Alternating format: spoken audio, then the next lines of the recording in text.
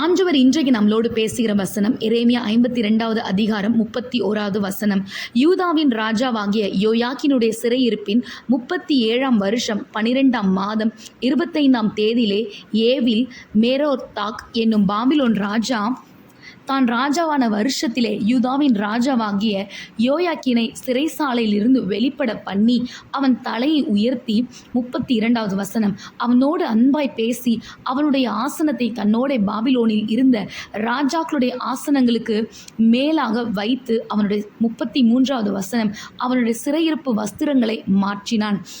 காலம் நிறைவேறும் போது ஆண்டவர் நமக்கென்று குறித்த நேரம் வரும்போது ஆண்டவர் எப்படி யோயாக்கினுடைய சிறையிருப்பை மாற்றினாரோ அதே போல நம்மளுடைய சிறையிருப்பையும் மாற்றுவார். கர்த்தர் சகலத்தையும் அதிநதி நேரத்தில் செய்யக்கூடிய ஒரு தேவன்.